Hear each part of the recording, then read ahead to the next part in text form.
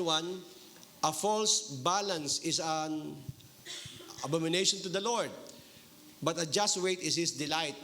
Yung practical po, sabi nga nun, di ba yung timbangan na hindi po balanse, sabihin may daya, karimari-marim sa Panginoon yan. Yun po ay sa lumang tipan, pero ang ibig po sabihin yan, kung i-apply po natin, ganoon din sa buhay natin.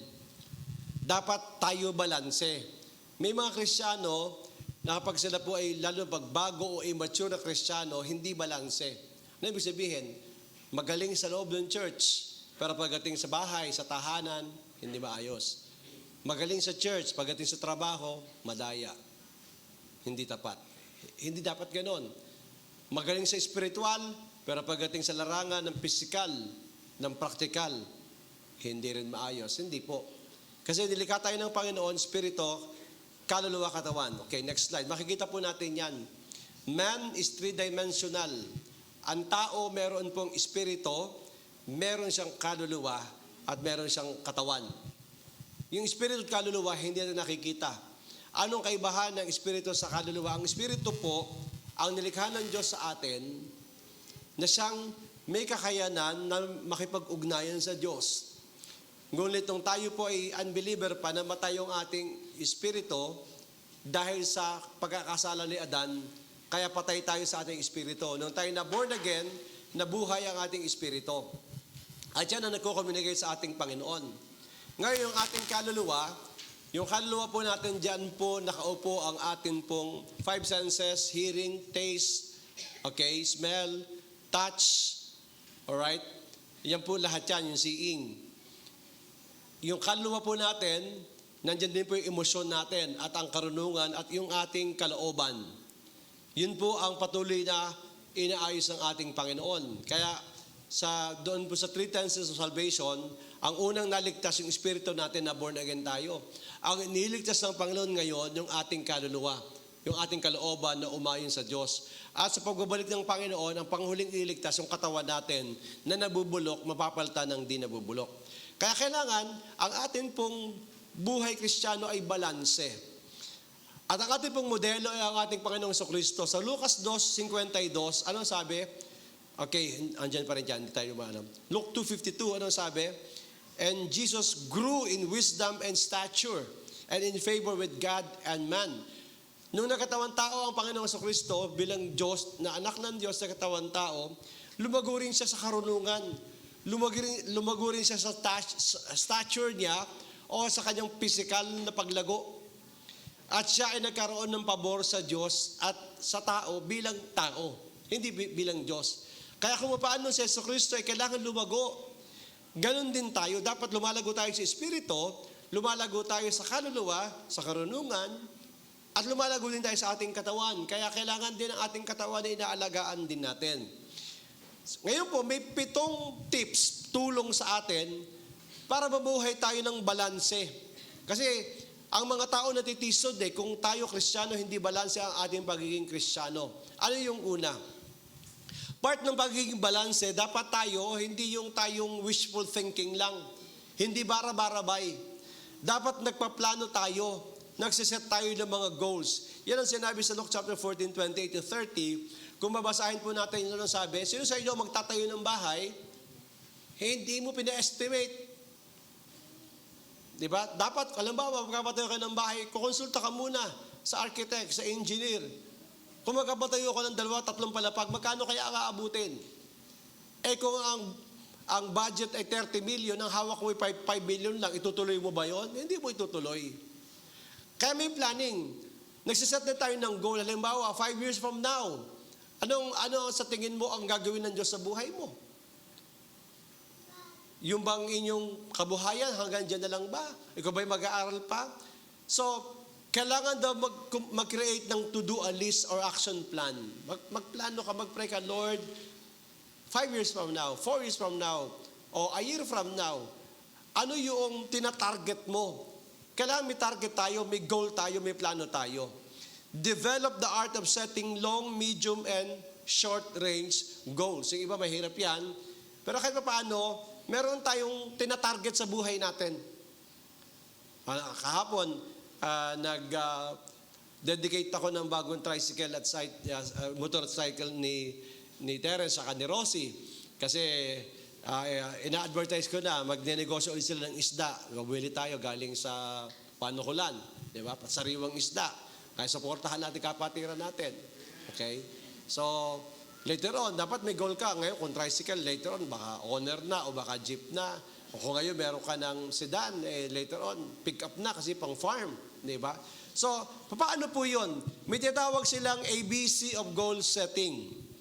Okay, next slide. Ang ABC of goal setting, dapat, ang A, achievable. Huwag ka naman mag-set ng goal na sobrang laki naman.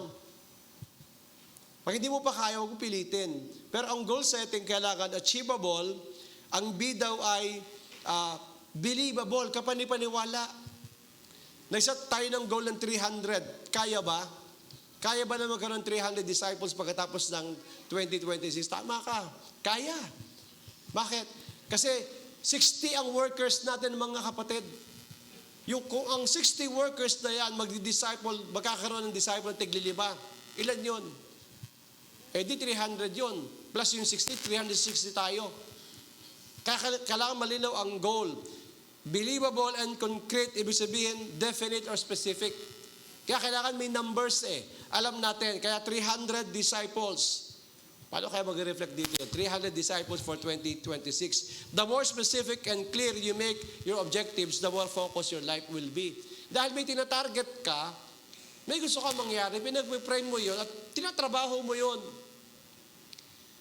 Marami tayong mga target. Ngayon, naghahanap na tayo, pagkatapos na mapaayos natin ito, hindi naman mawawala na ito, ang mawawala lang itong church building na ito pag kinuha na ng PNR. Pero ngayon pa lang, naghahanap na tayo ng panibagong lugar. Hindi tayo mag-iintay kung kailan pa tayo palalayasin dito, saka pa tayo. Diba? Mahirap yun. So, yun ang personally goal ko at gusto ko sa church na later on. Kasi naniniwala ako, pag umabot tayo ng 300 disciples, susunod taon noon, pag nagdalang tigigisa, hindi kasya dito. 5 services? O pwede gamitin ito na para lamang sa special purposes. Okay. May tinatawag silang SMART goals. Ano yung SMART goals? Pag sinabing SMART, hindi globe SMART. Kaya SMART, yung S, specific. Kaya 300 specific, hindi hula-hula. M, measurable, nasusukat. Mahirap i-manage ang hindi mo nasusukat. Kaya yung 300, nakuha yun sa tigpa 5. Kaya nga yung mga workers, dapat maintindihan natin, pag-pray natin, bawat isa tig-5. Kasi sinimula ko na nga sa kabataan at sa mga tatay na simulan itong disciple making na ito. Yung A ay achievable. Yung R ay realistic. Kapatid, paniwala. And time-bounded. May deadline. Dapat may deadline. Kaya December 31, 2025, sabi ko sa mga intercessors at lahat po tayo, manalangin tayo, by the end of December 31, 2025, naka-raise up tayo ng 300 disciples. Isama niya po yan sa panalangin araw-araw. Okay, so kailangan may goal tayo. Lalo yung mga bata pa, habang bata kayo. Alam niyo yung mga bata, kung magsisave lang sila, bago sila mag-30, may 1 million na sila. Huwag kong gastos, magtabi ka. Una, savings lang, tapos yung konting savings mo, i-invest mo yan. Bago ka mag-30 o bago ka makagraduate ng college, malaki ng savings mo.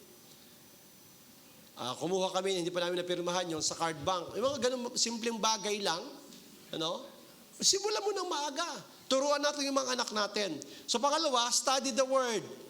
Okay, hindi lamang tayo magsaset ng goal, kailangan aralin natin talaga, seryosohin natin sa tanan Diyos. Kaya nga ito sinisipagan ko Hanggang malakas ako, hanggang kaya ko.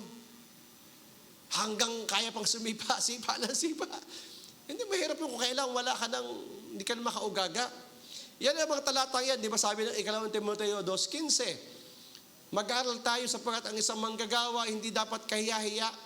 Alam niya kung paano bahaginin ang salita ng Diyos. Hindi siya kayang lokohin. Kaya tayo seryosohin natin ang pag-aaralan sa salita ng Diyos. Ganun din sa Salmo 1. Siya na masipag magbulay-bulay sa salita ng Diyos araw at gabi. Ano ang sabi? Para sa isang puno na nakatanim sa tabi ng batisan. Ang kanyang dahon ay laging luntian at siya'y namumunga sa kapanahunan. Alam nyo, ganun ang taong bless. Sino po ang gusto ma-bless?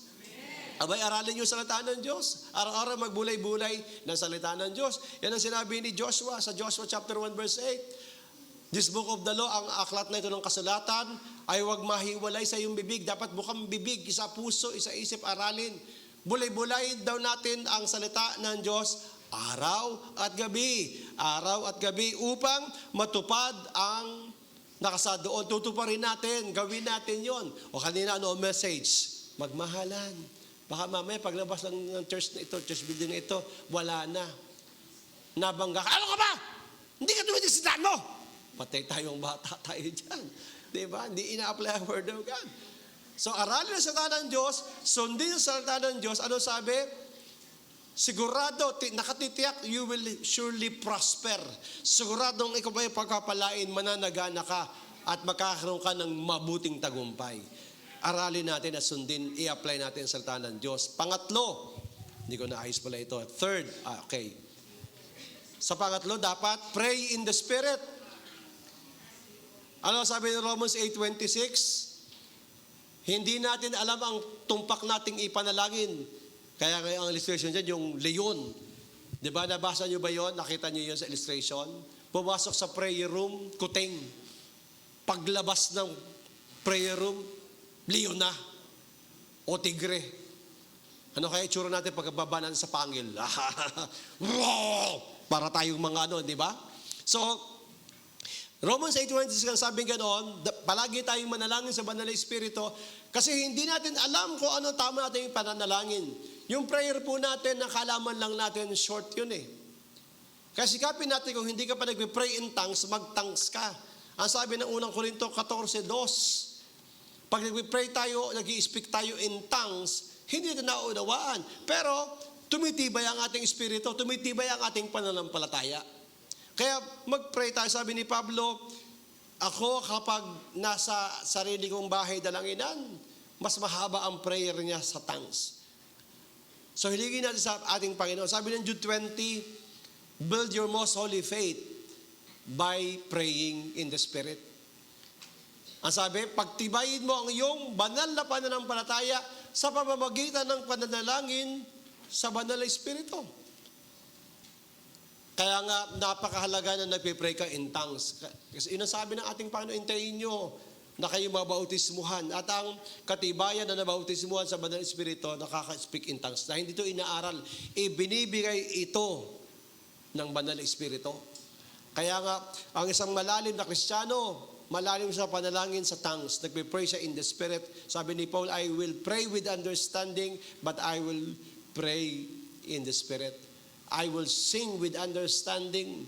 No? Ang sarap na kumakanta ka, sabi ganon, and the angels cry. Diba? Pero you are also worshiping in the Spirit. Diba? Hindi mo naintindihan siya sa'yo, pero doon pa lang sa pag-release mo noon, dahil nandito na yung speaking in tongues, nakareserva yan, hindi ka na hintayin kilabutan bago mag-tongues ka. Lord, hindi pa ako kinikilabutan. Yeah, Lord, kilabot, magta-tongues na ako. Hindi, nasa iyo na yan eh. Gamitin mo every now and then, regularly. Kaya nga, mahalaga po yan, para po may balanseng Kristiyano tayo, hindi lamang po physical, kundi spiritual. Pang-apat, kailangan nating i-apply ang wisdom. Wisdom, ang karunungan. Alam nyo, magtataka tayo sa Proverbs, ang wisdom, sabi nga gano'n, lalo sa chapter 2 ng Proverbs, in-apply siya she, kasi yung 10 sa Hebrew ay feminine. Pero sa Colossians, si Jesus ang wisdom of God. Sabi ng James 1:5, meron bang nagkukulang sa inyo sa kaalaman? Manghingi siya sa Diyos at siya'y bibigyan ng may kasaganaan. Promise po ng ating Panginoon yan eh. So, sa lahat ng ginagawa natin, sa lahat ng ating mga activities, kailangan po ang ng wisdom. Every day, Lord, give me wisdom. At kailangan po ito ay ating hingin sa ating Panginoon. Yung activities natin yan, hingin natin, Lord, kayo po ang patuloy na magbigay ng karunungan sa lahat ng aking gagawin. The things that matters most must never be at the mercy of things that matters least. Anong ibig sabihin lang nun? Ibig sabihin noon, kung humingi tayo ng karunungan sa Panginoon, gagawin natin yung dapat natin ginagawa. Yung importante. Kaya nga, kapag tayo ay nagkaroon ng wisdom, mga kapatid, may i-apply natin ang Matthew 6:33, seek ye first the kingdom of God. Ano ibig sabihin? Ipaprioritize natin ang mga pinaka-importante sa Diyos. Hindi yung nauuna pa yung Facebook, nauna pa yung Messenger, nauna pa yung IG. Hindi ba? Kung ano-ano. Kailangan natin ng karunungan ng gagaling sa ating Panginoon. Lalo na sa mga malalalim na mga decision making, sa mga krisis ng buhay. Kasi po, iba yung knowledge lang. Ang knowledge, yun po ay impormasyon na naipon sa ating utak. Ang wisdom, papaano mo magagamit ng tama yung karunungan na naipon sa ating isip. Kaya maraming mga tao, di ba, di nyo napansin, kahit sa practical na bagay, matataas ang degree sa eskwelahan. May doctoral degree pa, pero pagdating sa practicalidad, sirang-sira. Walang wisdom eh. Marami mayayaman, marami mga naging mga matagumpay na hindi naman sila nakagraduate. Pero bakit sila nagtagumpay? Kasi may wisdom. Naalala ko yung kinukwento ni Bishop Dan. May isa siyang naging member. Nung hindi pa Kristiyano, ang patotoo, ang daming mga negosyo pinasok, puro palpak. Puro palpak. Ngayon, napuspos. Naging active. Naging maayos na Kristiyano. Nag-pray, Lord, nadala na ako, dati ayaw ko na magnegosyo, pero Lord, ngayon, iba na kanyang motivation. Gusto niyang magnegosyo, para si Pastor Melchor, para sa pagpapala sa Kingdom of God. Nag-pray uli siya, Lord, turuan mo po ako, anong negosyo ang pasukin ko? Nag-pray talaga siya sa Panginoon. Alam mo nung siya daw ay nag-pray, ang sabi ng Lord, bato. Sabi niya, bawal yun, Lord, bawal. Bawal yung bato.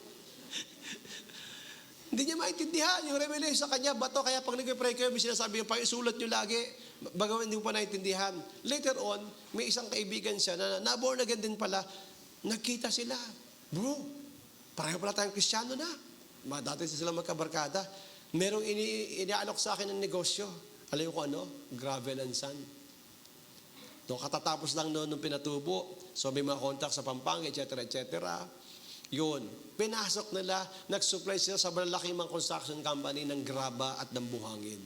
Yun pala yung bato. Nung siya pinagpala na, alam nyo, nagpatuto si, kaya hindi ko makalimutan, nagpatuto si Bishop Dan. Kasi yung prayer niya, Lord, pagpalain mo lang ako, magiging blessing ako sa kaharian mo. Nung pinagpala siya, dahil ang kanyang pastor si Bishop Dan, binigyan kagad ng 4x4. Hallelujah. Kaya hindi masamang mag-pray para yumaman. Basta ang puso para sa Panginoon. Pagpapalain tayo ng Panginoon. Deuteronomy 8:18, di ba? Ano sabi? Remember, it is God who gives us power to create wealth. Ang Diyos ang nagbibigay sa atin ng kakayanan o kapangyarihan na magkamal ng kayamanan. Gusto ng Lord i-bless tayo para alalahanin natin yung tipan na ginawa niya. Covenant ng Lord yun eh. Covenant ng Lord yun. Kaya nga, maghingi tayo ng wisdom. Alam niyo, sa ibang mga churches, talagang ini-encourage nila, wag tayong forever mamasukan lang. Kung naniniwala ka na mag-raise up ang Panginoon ng mga milyonaryo sa church na ito, hindi magiging milyonaryo kahit anong taas na edukasyon mo, kung ikaw ay empleyado lamang. Mag-pray tayo ng negosyo. Kung maaari nga lang, matipon natin yung mga may kakayanan ng konti, magbakas-bakas tayo, na tig 1 milyon tayong sentabo, di ba? Hindi, totoo, no? Pero pag may wisdom, kagaya nga nung pinapakain ko sa DCAS, grabe, parang sinaabig, narinig ko yung patuto ng mag-asawa, no? Dati sila gumagawa ng sticker, yung walang sa mga branding. Tapos nilid sila ng Panginoon na mag-open ng printing press. Ngayon, grabe ang blessing nila. Kasi narinig na sa ating Panginoon. Okay, wisdom. Panglima, kailangan practical, kumain tayo ng maayos na pagkain. Sa lumang tipan, naalala nyo si Daniel, di ba? Ang sasarap ng ibinibigay sa kanila nung hari, kasi tinitrain sila na magiging mga tagapayo ng hari. Pero para sa kanila bilang Hudyo, marumi yun eh. At totoo naman mga kapatid, alam nyo ba, ang mga Sabadista, At kahit ang mga kaibigan natin mga Muslim, tama ang lumang tipan mga kapatid tama ang lumang tipan. Bakit? Pinagbawal sa lumang tipan, bawal kumain ng walang kaliskis na mga isda. Yung mga walang kaliskis na yan, marumi talaga yan. Ang kaliskis pala, ang purpose doon, sinasala ang dumi. Masasarap talaga yung mga crabs, masarap talaga yung mga hipon, pero mga scavengers yung mga yan, ang kinakain ng mga yan, yung mga bulok, o ano-ano. Ang baboy marumi talaga, kaya pala marumi yung mga yan, di ba? Sinabi. Kaya ngayon, kung alam natin talaga ang katotohanan, in moderation lang. Medyo hindi pala palagi. So, ito mga bata ngayon, anong gusto? Laging di ba? McDonald's. Nabalitaan ko, naghahanap kami ng lote. May tatayo na palang Jollibee dyan. Doon lang, sa bagong kalsada rin. Okay, tsaka may hotel pala. Nako. Ang mga fast foods, dapat dyan once a month lang. Pinakamadalas na once a week. Pero pag araw-arawin mo, kaya maraming sakitin ngayon. Ang pagkain natin, alam nyo ba, puro kemikal. Kaya dapat matuto tayo. May pinaward ka, pinag-usapan namin sa GC namin ng family yan. Tingin natin, bakya yung kamote, lalo na yung kulay violet na kamote. Masustansya yun. Ito yung mga igrot, ito yung mga mangyan. Yan pinakakain nila, saba. Hindi ba? Mas masustansya yan. Pero, baduy, corny. Akala natin yung kinakain natin mamahalin, masustansya. Hindi. Kaya kailangan, aralin natin maigi yan. Tapos, mag-ibig tayo, Pastor, may sakit ako. May sakit ka, pabaya ka Hindi mo inaalagaan ang sarili mo Di ba? Alagaan natin ating mga sarili. Bakit? Ang Panginoon sa Kristo, ano sabi, hindi lamang siya lumago spiritually, pati katawan. Physically. Marami ako kilala, may mas malaking tanda ako sa kanila, pero good na. Nagpabaya Di ba? Ang hirap kasi. Pag hindi mo ilagaan ang katawan, bata, wala na. Ika-ika ka na. Hindi ba? Alagaan natin ang ating katawan. Alam natin pag obesity, maraming problema. Pag masyado kang mataba, sorry sa mga mataba, totoo yun. Nababasa ko yung mga health indexes, sabi nila, kaya mahalaga yung naglalakad Kapag humina daw ang paa mo, nagsisimula ng tumama ang mga sakit sa'yo. Pag hindi mo na kaya maglakad ng mahaba-haba, aakyat sa hagdan, ikaw ihingal-hingal na. Nako, yan po yung mga red alert na yan. No? Hayaan mo sa kantsawan ka exercise, naglalakad ka, maglakad ka. Bakit? Pakialam nila. Yung iba, magbabayad ka pa sa gym para pawisan ka, libre lang naman. Kasama po yan, sa balanseng buhay Kristiyano. Amen? Ay mga pagkain, mga nanay, mga tatay, turuan ng mga bata, wag lang yung puro masarap sa kanila. No? Ang ipakain sa kanila, pakainin ng gulay yan. Kaya lang, ang hirap. Pag malaki na, ang hirap na No? Okay. Pang-anim, yun nga binabanggit ko, exercise. Number 6, exercise. Okay. Ano sabi? Merong kabuluhan talaga ang exercise. Of course, godly exercise ay mas mainam. Pero ang katawan natin, kailangan talaga ng ehersisyo. Kailangan talaga para tayo magkaroon ng maayos na kalusugan. Even though physical exercise does not help the spiritual life, it does help the body, and the body is the home of the soul and the spirit. Sabi ni hindi. Ako naman na may faith. Kahit na walang exercise. Pagkagaling ako ng palak, hindi Ang sabi ng Satanan, hindi nyo ba alam na ang inyong katawan ay templo ng Banal na Espiritu? At ang nagwawasak sa katawan o templo ng Espiritu ay wawasakin ko din. Kaya malaking issue yan, malaking debate yan. Pwede ba ang mga Kristyano na magpatato? Ayan, malawak na issue yan. Kasi daw, sa lumantipan, bawal lang tato. Okay? Aralin nyo yan, malalim yan. Of course, kung ikaw ay nagkatato dahil hindi pa Christian ka noon, wala ka na magagawa na, pagbuburan mo ba yun? Okay? Pero ang tanong doon, bakit ka magkapatato? Yung iba, nagpapatato sila kasi verse ang pinapalagay nila. Kukondemnahin mo ba yun? Diba? Kasi po yung pagkapatato sa lumang tipan, may kalaki po yung napagsamba sa Diyos-Diyosan.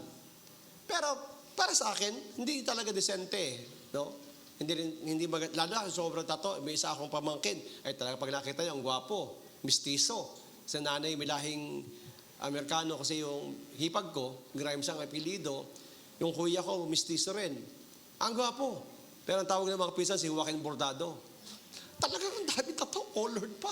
Pag nakikita, inaanak namin ngayon, sabi ko, talaga naman. Wala, nandun na no?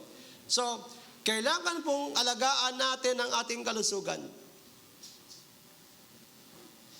Mag-schedule tayo kung tayo talaga medyo mahina na research natin. Lakad-lakad lang, malaking bagay po yan.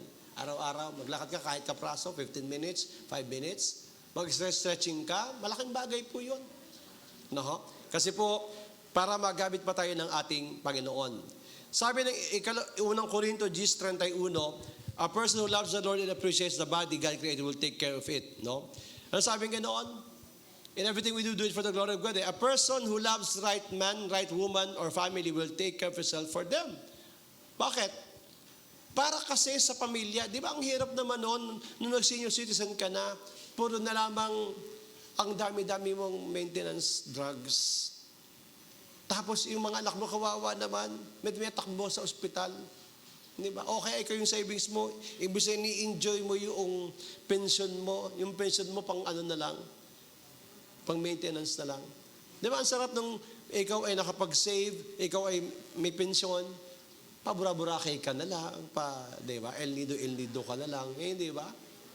Kasi, pwede naman yun Kung maaga ka magbubook ng ticket, amura ng ticket na aeroplano. Di ba? Ganun lang po yun. So, ang physical exercise ay dapat gawin po natin. Kailangan mo kasama po yan.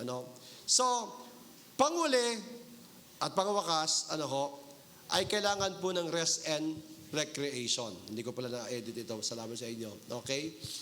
Kailangan din ng pahinga. Huwag nating abusuhin ang ating katawan. Sabi nga nila, kahit nga yung kalabaw, pagpagod na, kahit yung kabayo, nagpapahinga, hindi mo mapipilit yan. Pero ang tao, inaabuso ang katawan. Alam natin ang katawan, may sensory yan Pag pagod ka na, tigil, pahinga ng konti. So, ano sabi nga, mismo ang ating Panginoon sa Kristo, sa Mark chapter 6 verse 31, dumating ang punto, ang sabi ng Panginoon sa kanyang mga alagad, hali kayo, come with me. Sabi ka doon, by yourselves to a quiet place and get some rest. Di ba? Kahit nagmi-minister na ang ating Panginoon, may mga panahon na niyayaya niya ang mga alagad. Kaya magbanding naman tayo minsan. Kailan ba tayo magbabanding? Malapit na summer na no? Sama naman kayo, iba KJ Diba? Puro trabaho lang iniintindi. May iyon sa bahay. Hindi, dali mo bahay mo. Parang pagong. Kasi mga kapatid, wala sayang yung mga pagkakataon na i-enjoy mo. Sana makita niyo yun. Iba yung na-enjoy mo kasama mo pamilya mo, tama naman yun. Pero iba rin na-enjoy mo yung pamilya sa pananampalataya. Okay, mahalaga yun Okay, mga tatay, mag-schedule nga tayo. Di ba? Mga tatay. Nagayayata si Brother Saldi sa Quezon Punta tayo Quezon, maraming isda doon. No? Okay, sa Panukulan. Di ba? Okay, so, ano ang ibig sabihin ng rest? Rest is defined as peace. Nawala ang display. Peace is or refreshment. Mukhang na gano'n sila, no? Relax means to become loose or less firm. Okay? To become loose or less firm, to have a milder manner, to be less stiff. Ako, ang relaxation ko, kasi araw-araw, minsan-minsan, pag laging ikaw ay laging nag-iisip, ang hirap. Sabi ni Brother Widen, magkausap kami.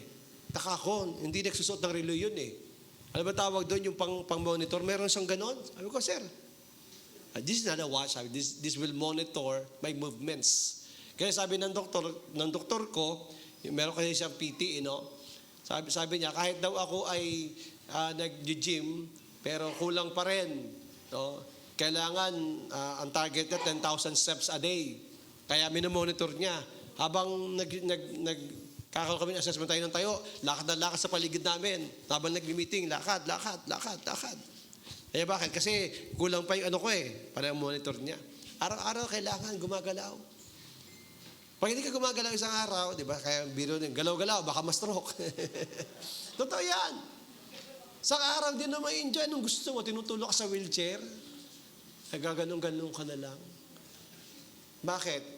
Nung panahon na dapat ay, yung iba naman kasi, makikita mo, nagja-jogging. Jogging ng jogging. Kung kailan na-stroke na, saka nag-jogging. Hindi ba? Huli na. Yung iba nakakaano pa. Pero, napakahalaga po na tayo may relaxation, nagpapahinga tayo. Huwag nating abusuhin ang katawan. Okay? Bakit? Kasi po, alam nyo, napakahalaga kaya hindi ko ina-advocate yung nagtatrabaho ng gabi. Pansamantala lang yun. Madadali ka. Mag-work from home ka, tapos sasabayin mo yung schedule international. Tulog lahat ng tao, ikaw nandun sa computer. Si Andre, nung makita niya, ayoko na. Wala kikitain niya. Pero sa cyberbacker, pero nung makita niya, bigla siya na-confine, bigla. Bakit? Kasi, ang Diyos alam niya eh. No? Kaya nga, di ba, pinaka-critical yan. Yung alas 10 o alas 12, hanggang alas 4, critical yan. Bakit? Pag tayo po nagpapangitutulog, lahat ng sistema ng katawan, inaayos niya yung mga mali. Yun yung oras na dinisenyo ng Panginoon. Kaya nga napakaganda ng pagkakagawa sa atin. Tapos kung kailan dapat ka nagpapahinga, gising ka. Hindi yung magagawa sa araw. Kaya pag nag-rest ka, lahat yan, yung pancreas mo, yung kidney, lahat yan nagpa-function yan. Inaayos yung sistema, nire-regulate niya. Napakagaling ng pagkatapos, abusuin mo ang katawan mo. So, napakahalaga po ito mga kapatid, di ba? Mismo ang ating Panginoon nagpahinga. Di ba? Nung next slide, makikita natin na even sa lumang tipan pa lang, okay? Hindi ko na papasahin lahat pong ito, pero makikita po natin na kahit po sa sinabi sa Hebrews na ang Panginoon ay nagkaroon din po ng Sabat. Ni-enjoy niya ang kanyang ginawa. Kaya mga kapatid, napakahalaga po ang 7 bagay na ito. Kung ating pong uulitin, unang-una po dapat practically may goal tayo. May goal tayo sa buhay. Mabawa, kailangan turuan natin mga anak-anak, ikaw paaralin kita kung 5 o 6 taon ang pag-aaral mo, dapat after that, sikapin mo matapos na, hindi forever na paaralin kita. Yung anak mo, nakatatlong kurso na, hindi pa rin tapos. Dapat may plano. Dapat alam din, anak, umaari lang bago ka, mag-asawa, tapos yung muna lahat. Para sa'yo naman yan. Di ba? Turuan din natin sila. No? Pangalawa, kailangan na maging seryoso tayo, study the Word, aralin natin ang salita ng Diyos. Yan ang sekreto para tayo lumago. Pangatlo, manalangin palagi sa banal na Espiritu para tumibay tayo sa pananampalataya. Pang-apat, hingin natin ang karunungan na nanggagaling sa ating Panginoon para sa lahat ng pagkapasya natin, tayo ay gagabayan ng ating Diyos. Pang-5, kumain ng malulusog na pagkain. Alagaan natin ating mga sarili, lalo na kayo mga bata pa. No? Habang kayo malakas, magsisisi kayo. No? Huwag yung kagaya ng araw, ang dami kong kakilala noon, basketball, balabasa, kalakasan pa. 12-12. Pagkakatapos sabay ligo. O ilang panahon lang, wala, baldado na. Diba? Pag ako naglalakad-lakad sa Masiri, nakakasalubong ko yung mga kalaro ko nung araw sa basketball. Yung isa nakikita ko, naawa ko sa itsura. Bakit inabuso ang katawan, vision, everything. No? Hindi po. Pang-6, hindi lamang kakain ng tama, mag-exercise. Okay? Mag-exercise. Alam nyo, yung iba nga, ang ginagawa lang 2 times a day lang. Sabi nila, sa totoo lamang 2 times a day na kain, tama na eh. Yung iba, kompleto pa rin ang 3 beses din nagmimerienda eh. Hindi ba? O kahit 3 times a day naman, kumain ka na regulated, huwag masyadong marami. And finally, magpahinga at magpasyal-pasyal, magkaroon din ng recreation, for pleasure, para ma-relax po tayo. Tayo po ay manalangin. Panginoon, kalooban mo o Diyos na balanse ang aming buhay Kristiyano, balanse spiritually, physically, and even mentally, materially, financially, Panginoon. Salamat Lord, Ikaw sa iyong modeling, Panginoon Kristo, nang bumaba ka sa mundong ito, ay lumago ka rin, Panginoon, in wisdom, in stature, in physically, sa lahat ng aspeto at nagkaroon ka ng pabor sa Diyos at sa tao. Ganon din naman kami, Panginoon. Kung magiging balanse ang aming buhay Kristiyano, maranasan po namin ng pabor na nanggagaling sa iyo at ang pabor na galing sa aming kapwa. Salamat po. Pagpalain mo lahat ng JTE people naway lumakad, Panginoon, ng balansing Kristiyanong pamumuhay. Sa iyo po ang papuri, pagdakila, pagluwalhati, pasasalamat. In Jesus' name, Amen at Amen.